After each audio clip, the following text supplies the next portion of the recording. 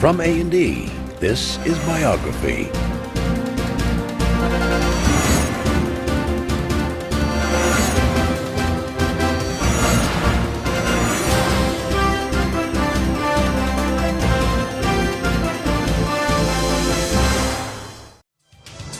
Mao Tse Tung brought the communist revolution to China and gained political power through the barrel of a gun.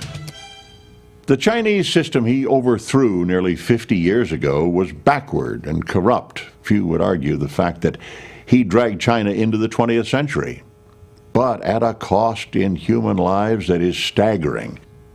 Suspected enemies of the party were murdered by the millions. Farming collectives and the great leap forward of industrialization that failed miserably and left millions more dead from starvation. Mao left a system of oppression that continues to this day, even as China moves forward with economic reforms and towards a central position on the world stage. For 25 years, Mao Tse Tung ruled 1/4 of the world's population. He turned China from a feudal backwater into one of the most powerful countries in the world. I would say he was a genius. Even those who oppose him, who curse him, would say the same. But behind a wall of silence, we know he presided over the deaths of tens of millions of his countrymen. Mao was more like Stalin than Hitler, but he was responsible for many more deaths than either of them. He ruled as an emperor, but remained a simple man. We know that he didn't like to wash, that he was rubbed down with wet towels every night. We know that he never brushed his teeth. He was a peasant. This is the story of a man who was praised in his lifetime as a god, but may be judged in the future as one of the bloodiest dictators of the 20th century.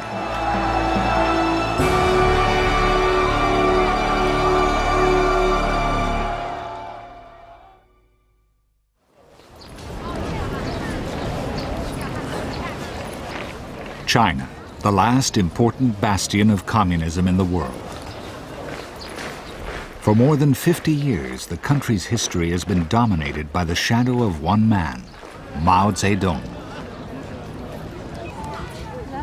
He's still revered as the founding father of modern China, the man who turned Marxism into Maoism and gave the Chinese people a new dignity and self-respect.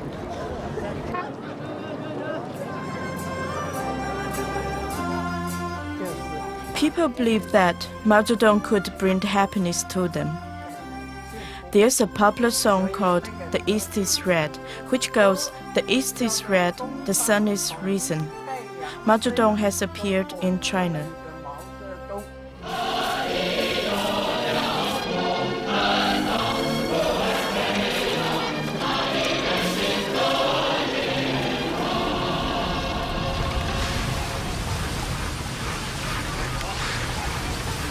Mao came from a peasant family. His parents and grandparents before them owned a 3.5-acre plot of land in the village of Shaoshanchan.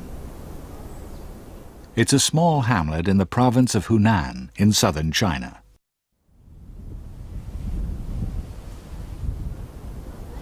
It was here, in a house which is now a museum, that Mao was born on December 26, 1893.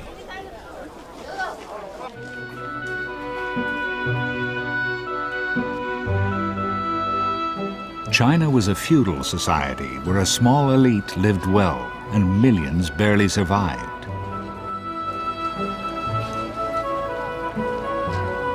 In the cities, opium addiction was widespread.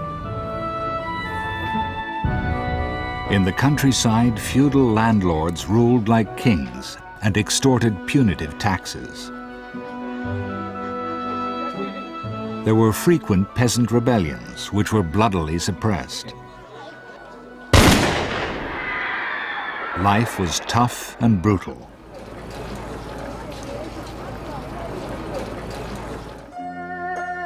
Mao's family were better off than many. His father, Mao Zhenshen, was a self-made man with a quick temper who believed in the virtues of hard work and often beat his sons. Mao and his two younger brothers were much happier with their mother, Wen Chi-mei, an illiterate but devout Buddhist who tried to shelter them. Mao was very close to his mother. He would spend a lot of time arguing with his father.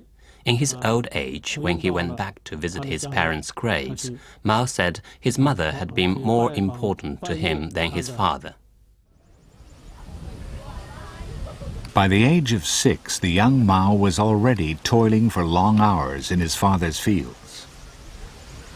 He got a brief education, but by the time he was 13, he was working full-time on the family farm. He grew increasingly restless. He lacked adequate education, and then he also had an inordinate ambition. And this is a pretty volatile combination, and he really didn't know what to do with himself.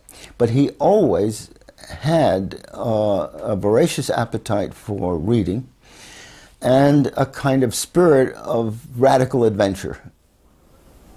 When he was 14, his father arranged for him to marry a local girl. But Mao knew by now that he wanted to escape the confines of village life, and he never accepted or lived with her.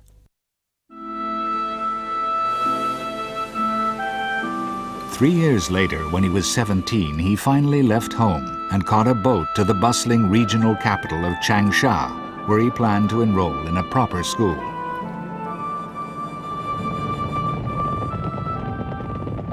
Almost immediately, he found himself caught up in a revolution. For years, China had been ruled by a corrupt and ineffectual monarchy. The country was falling apart. The monarchy was now overthrown by a modernizing republican movement, headed by the Kuomintang, or Nationalist Party. Mao reveled in the upheaval, though in Changsha there was relative calm. He enrolled in a teacher training college, but as a gesture of support for the rebellion, cut off his traditional Chinese pigtail, until then a capital offense. There were roving bands of bandits. It was a time when a patriotic youth, and Mao was certainly that, wondered whither China. He joined a student group and dreamed of a new China. He believed in the importance of physical well-being. We know this because one of his friends from his youth wrote a book about their life together and how Mao had persuaded him and a few others to tramp across the countryside during the holidays, crossing streams and going up mountains, because he felt that if patriotic young people were going to save China, they had to be healthy and strong in order to do it. In 1918, he qualified as a teacher. He was 24. In the same year, his much-loved mother died. Mao had no incentive to go home and left for the capital, Beijing, to look for a job. The city was full of young men trying to make a living. Mao had difficulty finding work. He eventually found a lowly job at the university and moved into a room in a poor part of the city, which he shared with 7 other people. Mao was an assistant in the Beijing library, and I think for him this was as close as he could get to a university education. He was treated with derision by the other students, He also, I think, was extremely frustrated by the level of this position. It was now, mingling with the students, that Mao heard about the communist revolution in Russia. He was fascinated by it. It seemed to offer new hope for the downtrodden peasants of his own country. Mao became a revolutionary Marxist and an inaugural member of the Chinese Communist Party. It was a small group that got together, and Mao was there as a sort of representative of the uncouth masses, you might say. Nobody took him seriously at all. Mao returned to his home province of Hunan to preach communism to the peasants. With him, he took his new wife, the daughter of one of his old school teachers. But there was little time for family life. China was now run by a fierce anti-communist called Chiang Kai-shek. In 1927, he clamped down on his radical opponents. Thousands of communist supporters were brutally rounded up. Many were beaten and shot.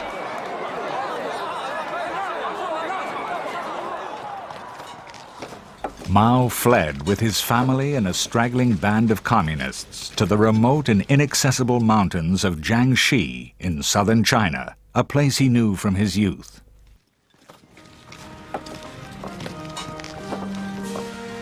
He was in his late 30s, a marked man with a price on his head of $250,000 silver dollars. He was about to emerge as the most important revolutionary figure in China. In the remote hills of Jiangxi, the battered remnants of the Chinese Communist Party regrouped. Mao and his comrades were now outlaws with a price on their heads. They seized land and started to build a military base. By the late 1920s, they were attracting a steady stream of supporters. Mao was in his element. He loved the ceaseless movement, the danger, and the excitement. But he knew it wouldn't be long before Chiang Kai-shek's government attacked. Mao and other communists realized they had to build an army.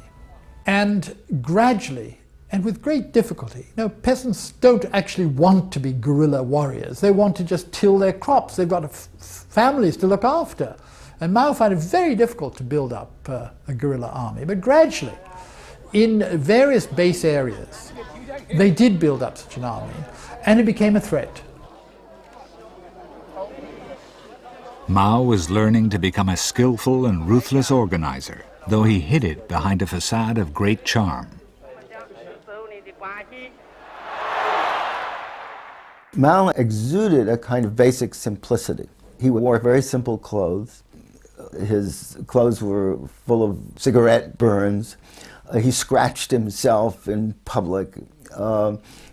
He would do all kinds of, he would commit what might be called charming vulgarities, which made people feel very comfortable, sometimes even superior to him. The communists became a threat the government could not ignore. And in 1930, Chiang Kai-shek attacked. The communists were hopelessly outnumbered and outgunned. If they relied on conventional military tactics, they'd be wiped out. It was now that Mao wrote his famous guide to guerrilla warfare. Never take the enemy head-on. Retreat when he advances, attack when he rests.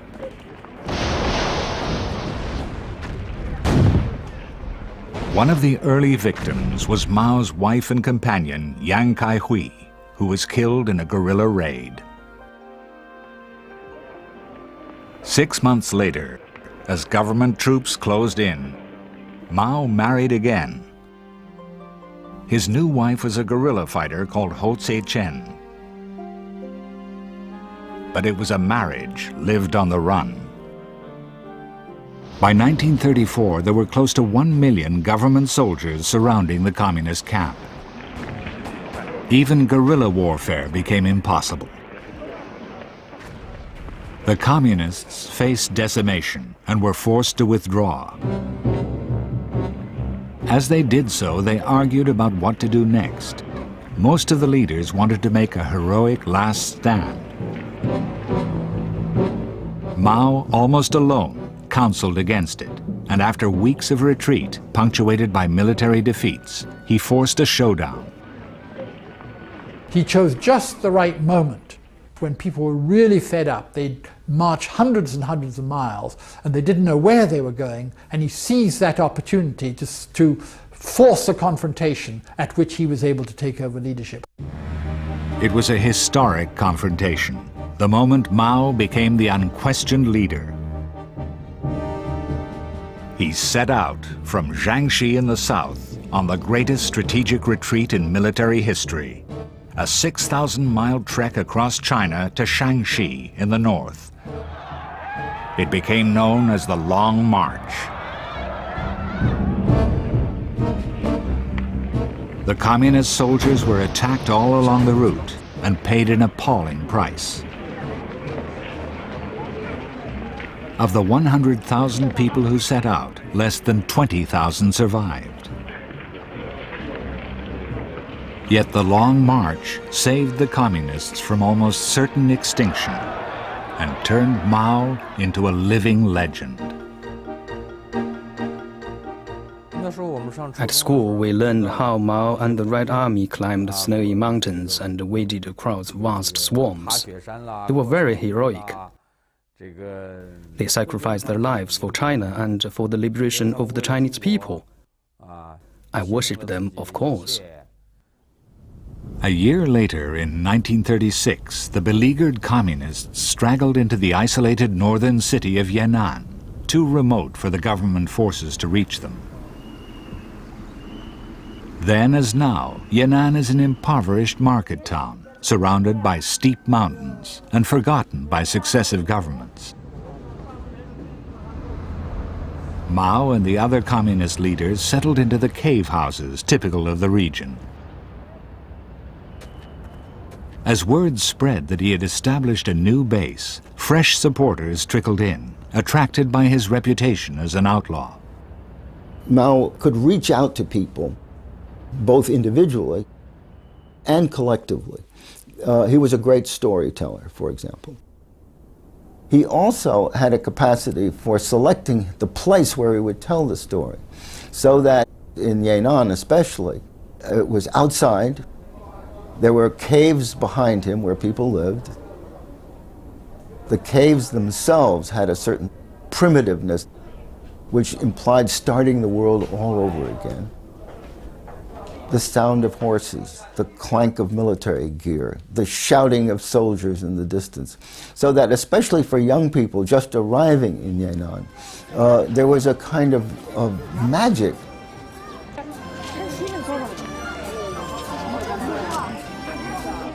Yan'an became a communist liberated zone, and for the first time in years, Mao had the opportunity to reflect on what he'd learned. He wrote poetry and thought more carefully about revolutionary politics. I was very taken by him. From his speeches, I feel that he was better than the other Chinese leaders.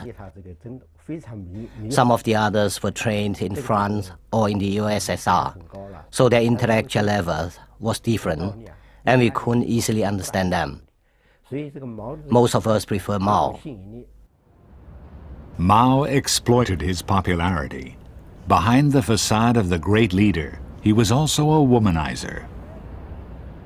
Mao was very famous for both demanding rigid discipline on the part of his officers and his cadres with respect to women and women's rights, while himself literally plundering the situation. He was a famous philanderer. As new recruits arrived, Mao started an affair with one of them, an actress called Jiang Qing. He now deserted his wife for her. A year later, he married for the fourth time. He would remain with Jiang Qing for the rest of his life, though he would never be faithful to her either.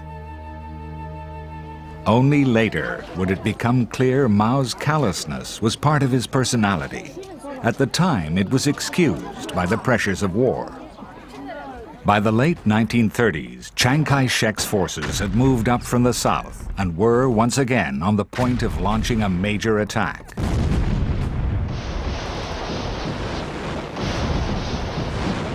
Help came from an unexpected quarter.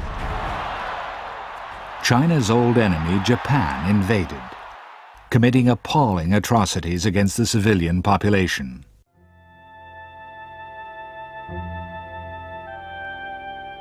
Mao seized the opportunity to forge an unlikely alliance with Chiang Kai-shek in the name of repelling the foreign invader. It came just in time.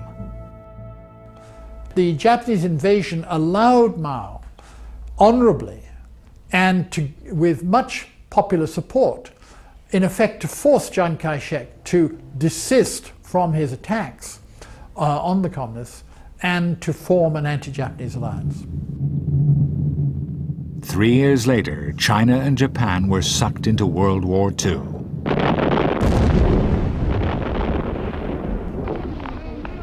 America sent aid and advisors to help Mao fight the Japanese. At the end of the war, with American help, the communists had become stronger and better equipped than ever before.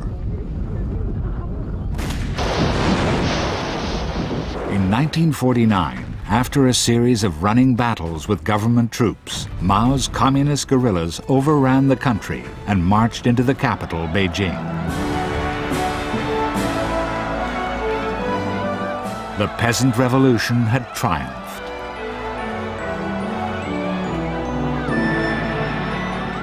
America had inadvertently helped arm the man who was to become one of the most powerful communist leaders in the world. Mao was 55 and the most successful guerrilla leader of the 20th century. But even bigger challenges lay ahead.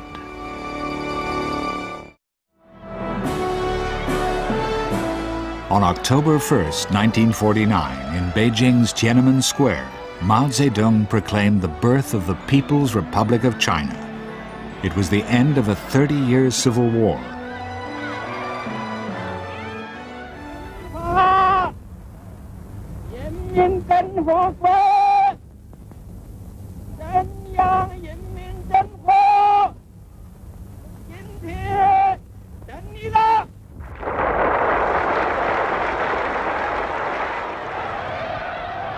On that day, we were asked to go to Tiananmen Square.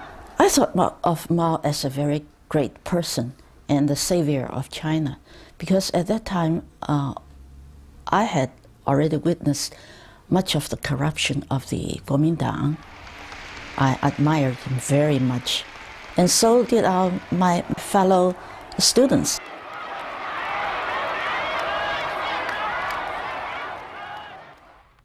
I was very excited when I heard Mao say, "I declare the People's Republic of China."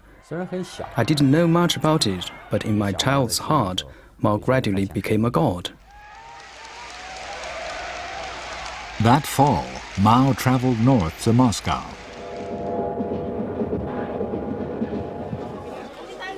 It was his first ever trip abroad, and he was uncertain what to expect. But he was impatient to drag China into the 20th century and hoped his most important ally, the Soviet Union, would help. The Soviet leader, Joseph Stalin, however, kept him hanging around for weeks, and when the two men met, they didn't get on. Stalin had little interest in China, and Mao was angered by the high-handed way Stalin treated him.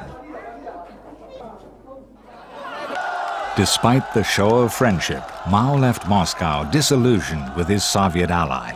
China would have to solve its problems alone. Back home, he kept his promise to the peasants and announced a sweeping land reform program.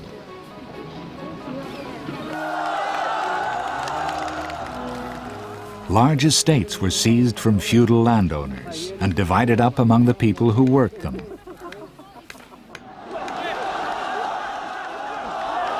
Landlords were publicly humiliated.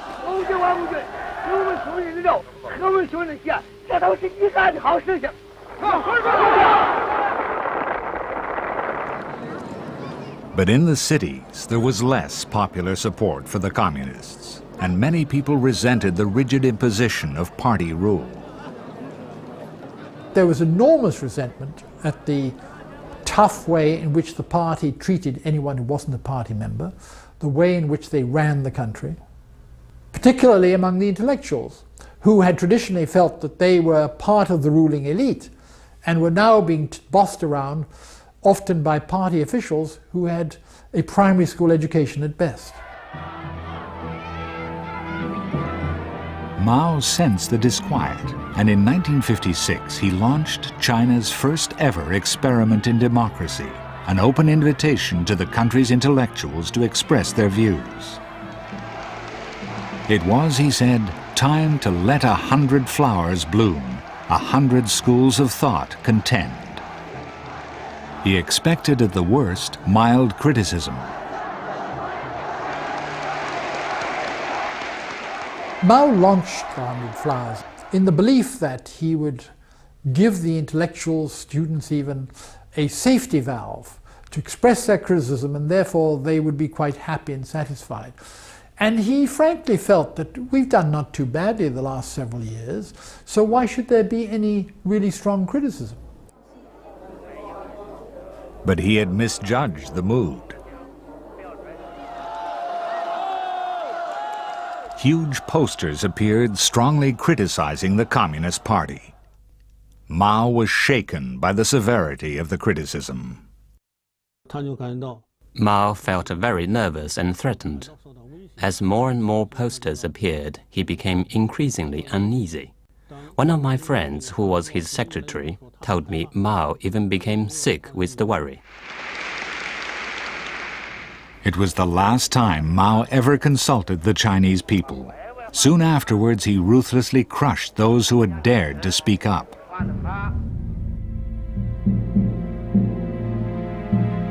Hundreds of thousands were labeled rightists and lost their jobs. Tens of thousands were sent to prison camps.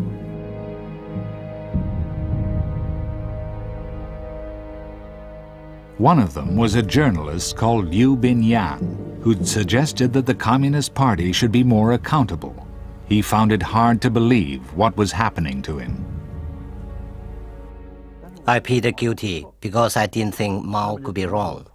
I thought I must be the one who had done something wrong. For 2 months, my newspaper ran articles denouncing me. I thought I was finished, and I was sent to labor in the country. Over 1 million families were affected by the so-called anti-rightist purge. Liu Binyan's wife didn't see her husband for years. When Liu Binyan was labeled as a rightist, I was completely shocked, and I was like torn apart into two persons. I thought Mao couldn't be wrong, so I must be wrong. So I tried very hard to conform to this idea that Liu Binyan was a rightist. For many people, this was the moment Mao lost touch with reality and turned from a popular leader into a murderous and paranoid dictator. It was ridiculous. These rightists were not really rightist at all. A friend of mine was at a meeting. He didn't say anything, but he touched his head. So he became a rightist. Why? They told him, by touching your head, you are indicating that if you were to speak up, your head would be chopped off. So you are a rightist.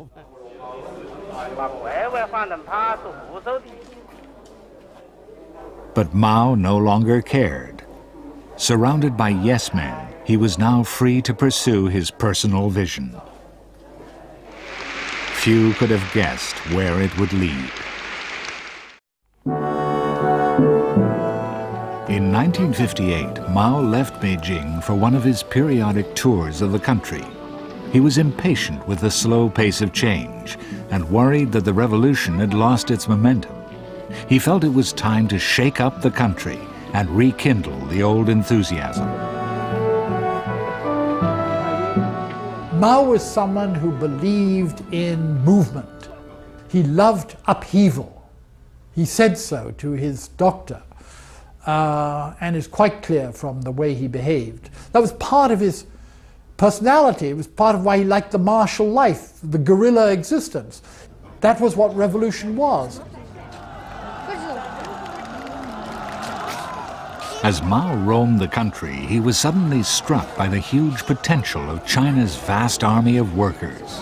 If the country lacked modern machinery, it had more human muscle power than anywhere else in the world.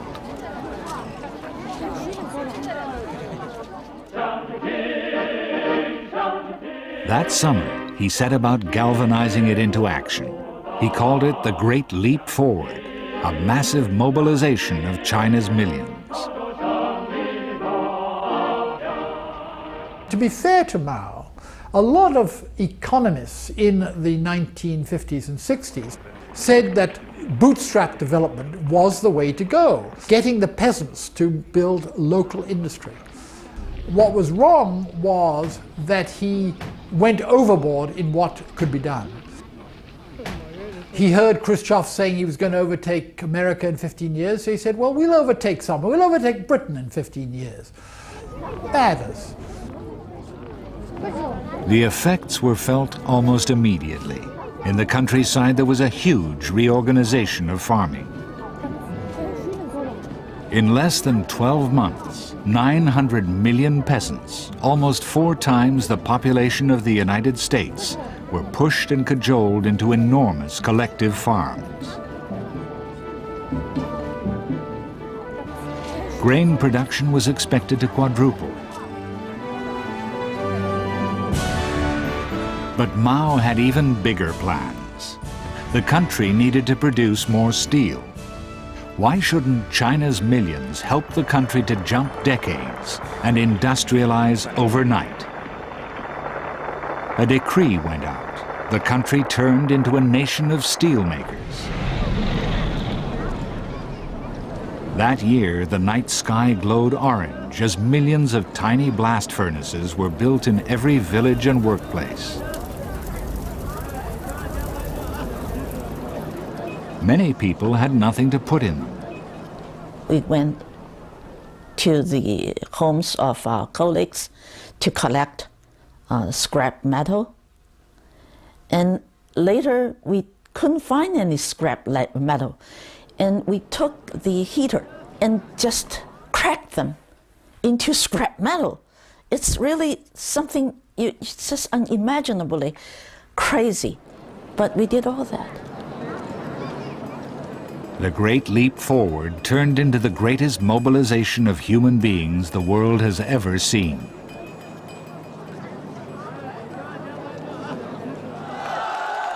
Reports poured in of fantastic increases in output. Mao wanted to hear good news, and with memories of the anti-rightist purges still fresh in the country's memory, nobody was willing to contradict him. Mao became deaf and blind. He was isolated and ill-informed, like an emperor in his palace. The following year, the truth seeped out. Most of the steel was useless. Worse, in the fervor to produce it, the harvest had simply not been collected for 2 years. In 1958, 59 or thereabouts, I had the impression that Mao was really divorced from the world around him, the Chinese people. He knew how to organize a revolution, but he did not know how to run a country. By the winter of 1959, as a result of Mao's ambitions, China had been pushed into an appalling famine. Whole villages died of starvation. When the grass and tree bark had gone, people were left with nothing at all to eat.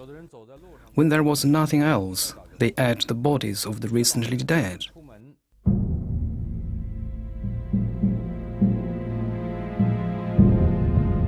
I'll tell you a true story. A husband said to his wife, "If we all try to survive, none of us will make it. I'm going to give you my food and when I die, I want you to eat my body and raise our child.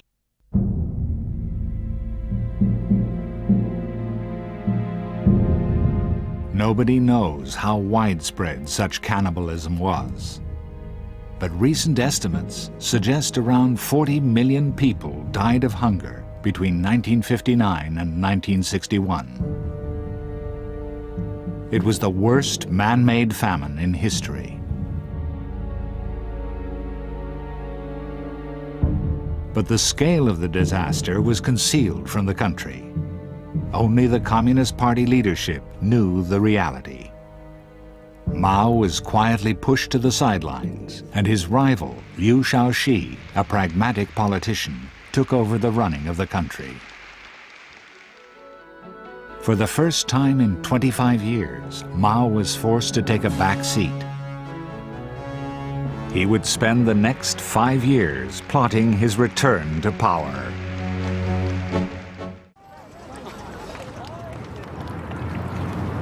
In 1966, Mao, at the age of 73, took a well-publicized swim in the river Yangtze. For several years, he'd watched with dismay as China's new leadership undid his revolution. Now it was time to return to the political fray. The swim was his way of saying, "Look, I'm back."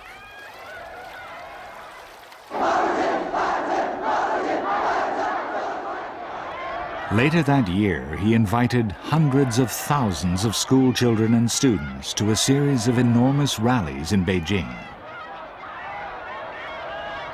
He'd calculated the young remembered nothing about the famine, and that for them, he was still a national hero.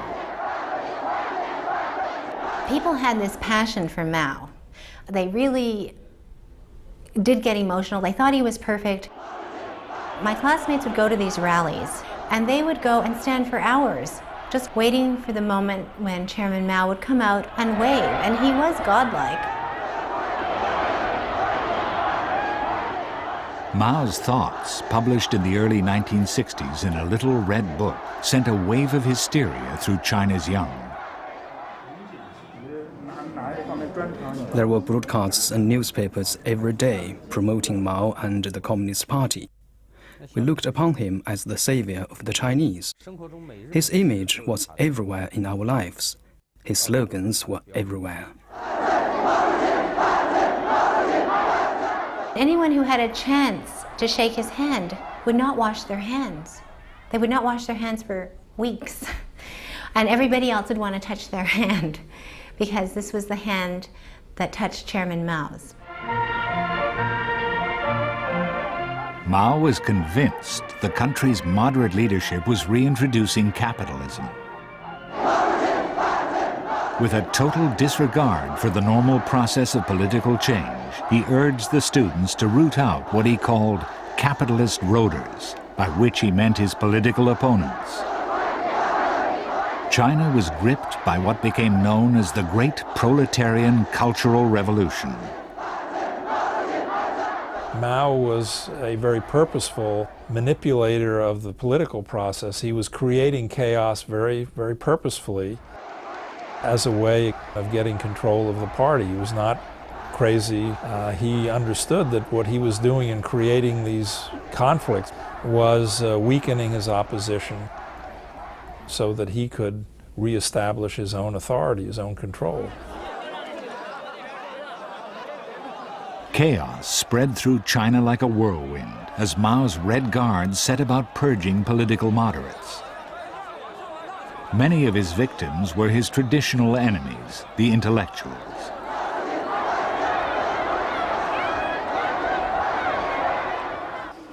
Chen Yizi dared to write a letter to Mao calling for more democracy.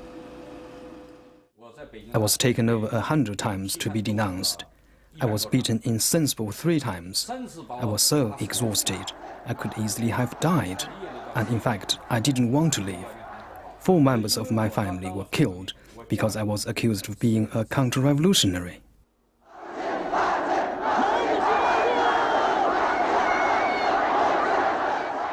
Families were destroyed. Parents were pulled away from their children. In my husband's office, they were actually torturing people to death. They would wrap them in a quilt and beat them to death. And then they would throw their bodies out the windows and call it suicide. Mao was back in command.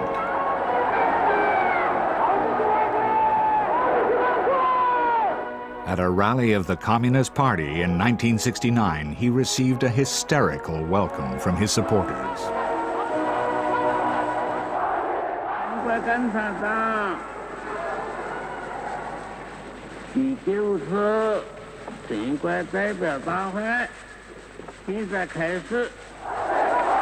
He had no qualms about exploiting his new popularity.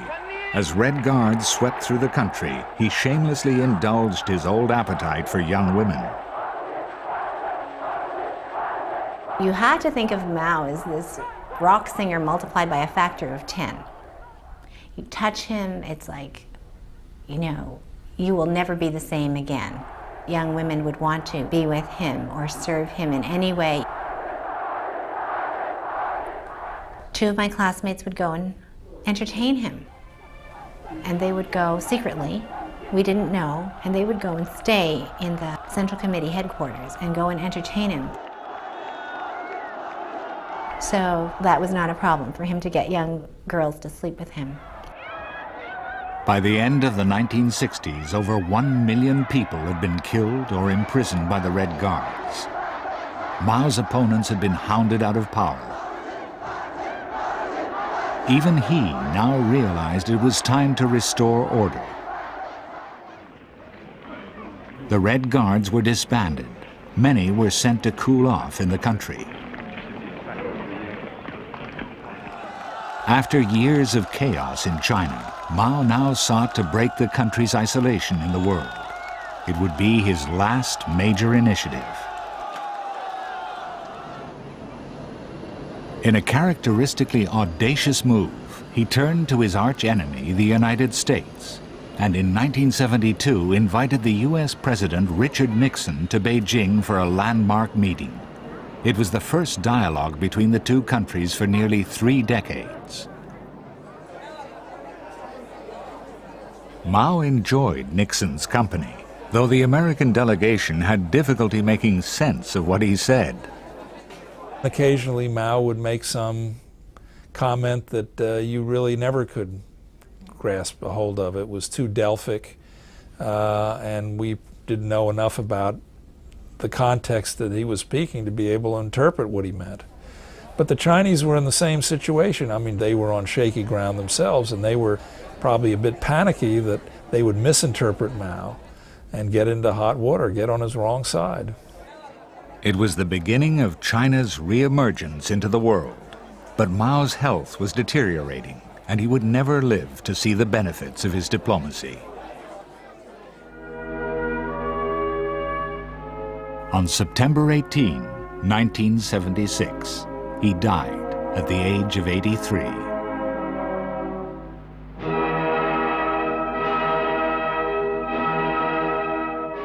China was devastated. And today, the Chinese people are still coming to terms with his legacy. His misjudgments led to the deaths of tens of millions of people.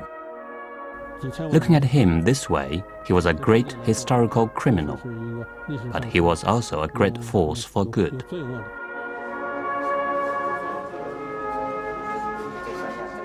There were two sides to Mao's character. Without him, the revolution would not have been possible. But he was also devious and scheming. He was both a monster and a genius.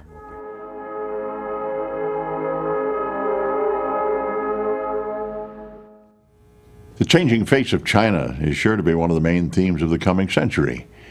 With China's continuing market reforms, the country has a chance at becoming an economic superpower despite its recent financial crisis. Yet China's human rights policies are still of major concern. There were positive indications of progress recently when China agreed to sign the United Nations Covenant on Civil and Political Rights, which declares that all people have the right to self-determination and social, economic, and political freedom. Whether China will follow through on those ideals is hard to say, but some observers hope it represents a softening of China's stance against dissenters. At the very least, it is a leap forward from the days of Mao Tse Tung.